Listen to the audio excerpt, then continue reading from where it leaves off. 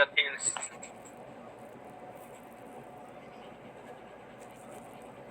Objectives. At the end of the lesson, the learners should be able to recognize the importance of restorative justice as a means to restore any conflict.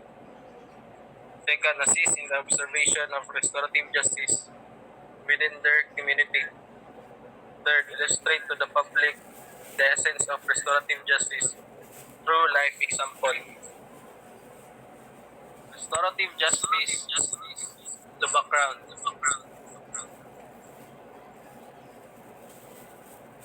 It focuses on crime as an act by an offender against another individual or community rather than the state. So it means daw nakatuon sa krimen bilang isang gawa ng isang nagkasala laban sa ibang individual o komunidad kaysa sa estado. Restorative justice aims to get offenders to take responsibility of their gesture. It gives them an opportunity to redeem themselves and discourage them from causing future distress. It is one alternative of restoring and reforming offenders and restitute victims in the community with empathy. So, from the word restorative is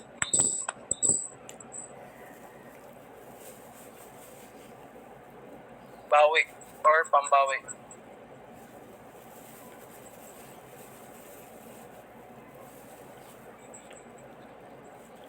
The main objective of this justice system is to bring together the most affected by the criminal acts, the offender and the criminals, a process that acknowledge the offender's accountability and consequences in meeting the needs of the victim of the crime act done accidentally or accidentally. One of the common examples of restorative justice system is the face-to-face discussion between the offenders and the victim. This promotes equality and promotes healing circles.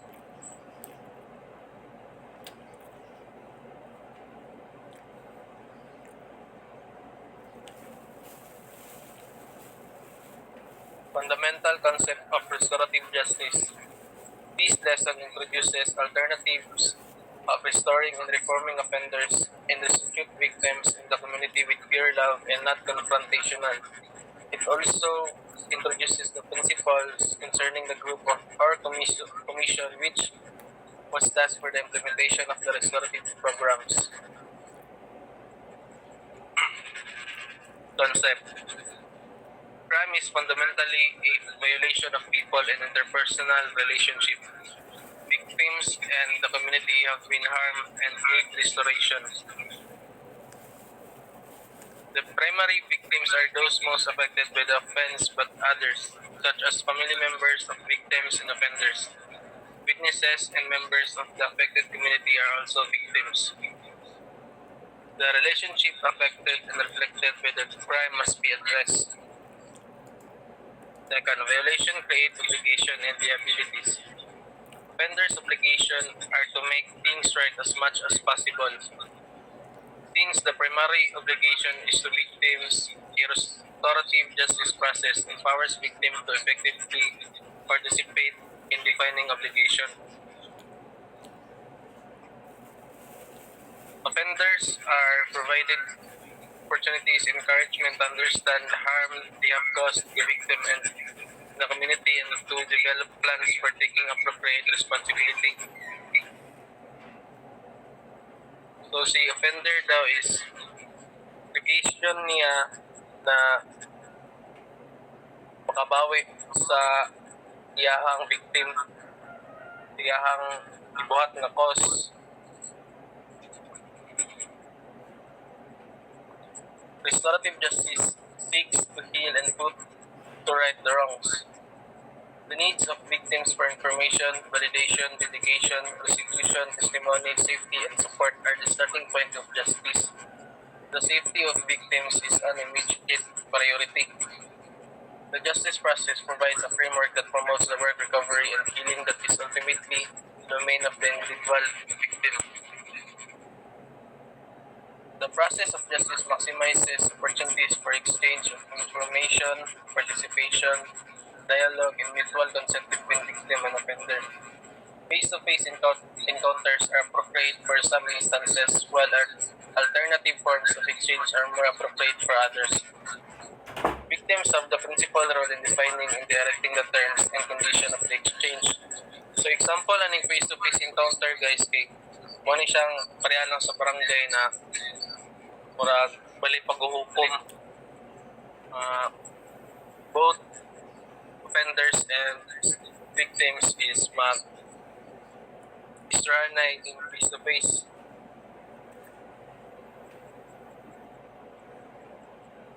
Offenders' needs and competencies are addressed, recognizing that offenders themselves have often been harmed. Healing and integration of offenders is limited to the minimum necessary. Offenders are supported and treated respectfully in the process. Justice values personal change above complaint behavior. The justice process belongs to the community. Community members are actively involved in doing justice. Justice process attempts to promote changes in the community to prevent similar harms from happening to others. Justice process draws from the community resources and in return contributes to the building and strengthening of the community. Tumodo na ang trabaho sa justice promote and to change the community, ma-prevent nila na dili makitabo ang mga similar crime, and also to build and strengthen the community. Mas mapatibay nila ang komunidad.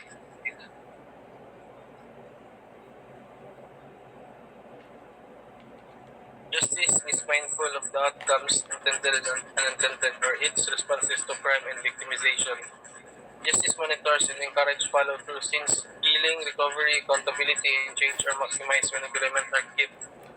Fairness is assured not by uniformity of outcomes but through provisions of necessary support and opportunities to all parties and avoidance of discrimination based on ethnicity, class, or sex.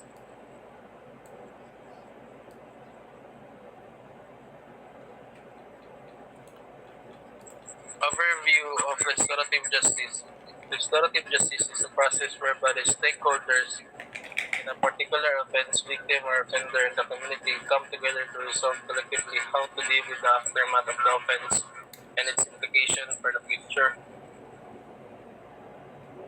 Restorative justice is a philosophy that embraces a wide range of human emotions, including healing, mediation, compassion, forgiveness, mercy, reconciliation, as well as sanction when appropriate.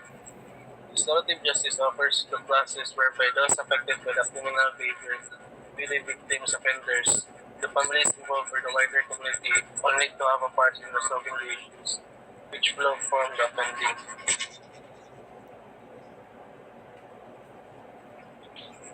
Kana the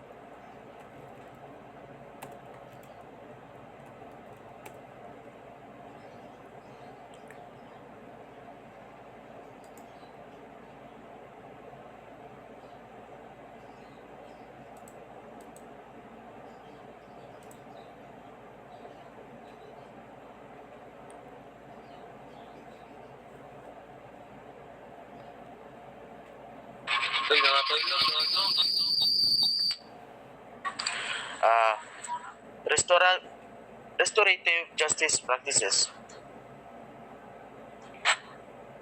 builds relationship, strive to respectful to all, provides opportunity for equitable dialogue and participatory decision making, addresses harms, needs, obligations, and causes of conflict and harm, encourages all to take responsibility by the offender.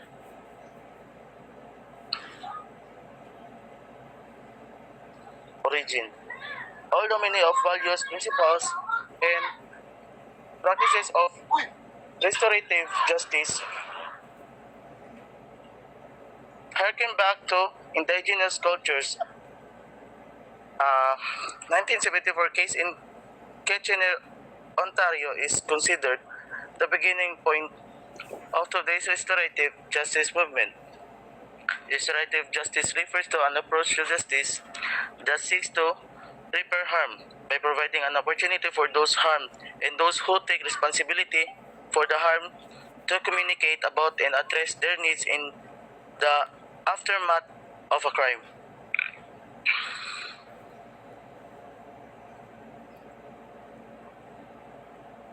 Benefits of restorative justice. The guiding principle of restorative justice are: 1. Crime is an offense against human relationship. 2. Victims and the community are central to justice processes. 3. The first priority of justice process is to assist victims. 4. The second priority is to restore the community to degree possible.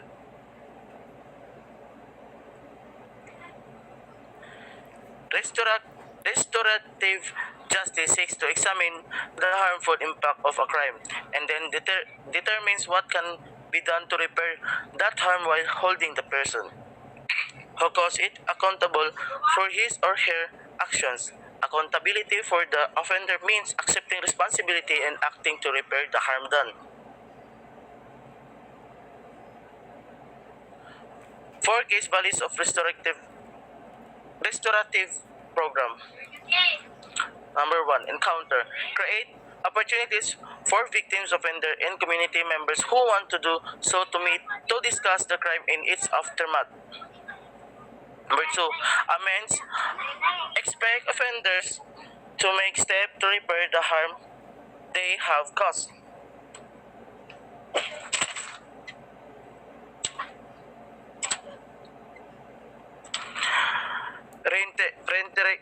Reintegration seeks to restore victims and offenders as a whole. Inclusion provide opportunities for parties with a stake in specific crime to participate in its resolution.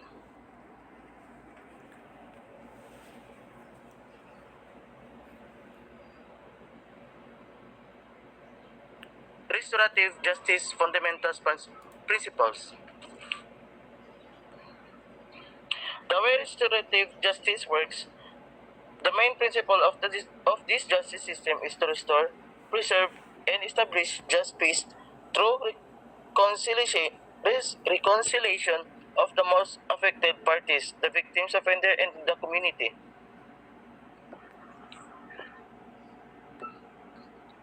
The approach used to shape and maintain interpersonal relationship, resolve conflicts, and mend broken relationship. It refers to the use of restorative framework within the criminal justice system. Restorative um, Restorative justice fundamental principles. The way principle of this main principle of this justice system is to restore, preserve, and establish the just peace through reconciliation of the most affected parties.